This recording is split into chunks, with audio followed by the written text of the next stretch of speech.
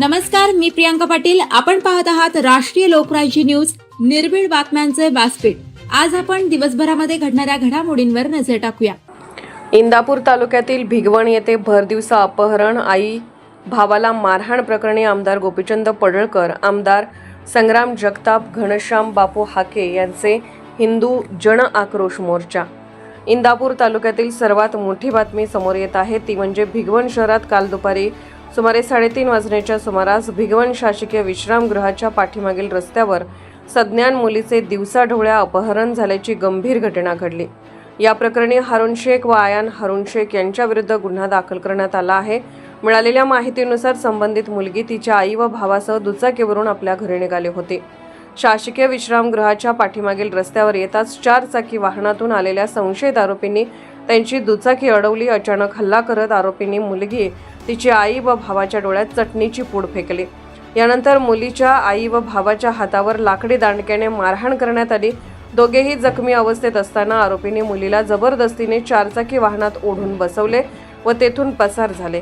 घटनेनंतर जखमी कुटुंबियांनी तात्काळ भिगवण पोलीस ठाणे येथे फिर्याद दाखल केली.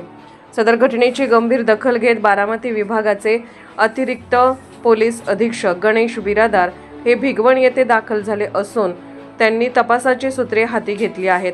परिसरातील CCTV footage, mobile location, call details तसेच संभाव्य मार्गावर नाकाबंदी करून आरोपीचा शोध घेण्याचे काम युद्धपातळीवर सुरू आहे. या घटनेमुळे भिगवण परिसरात भीतीचे वातावरण निर्माण झाले असून आरोपींना तात्काळ अटक करण्याची मागणी नागरिकांकडून करण्यात येत आहे. या घटनेचे तीव्र पडसाद उमटले आहेत. त्यामुळे आज इंदापूर तालुक्यात आमदार गोपीचंद पडळकर, आमदार संग्राम जगताप, घनश्याम बापू हाके यांनी हिंदू जन आक्रोश मोर्चाचे आयोजन केले होते. या हिंदू मोर्चाला प्रचंड मोठा पाठिंबा मिळाला. संपूर्ण इंदापूर तालुका मोठ्या संख्येने उपस्थित होता.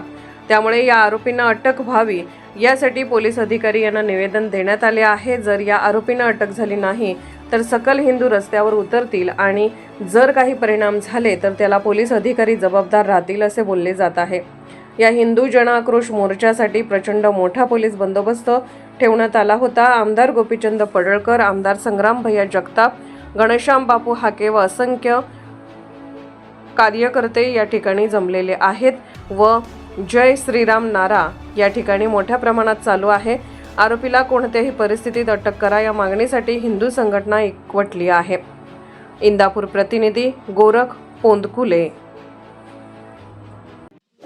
ताज्या बातम्यांसाठी आणि अपडेट्ससाठी राष्ट्रीय लोकराज्य न्यूज चॅनलला सबस्क्राईब करा, तसेच लाईक आणि शेअरही करा.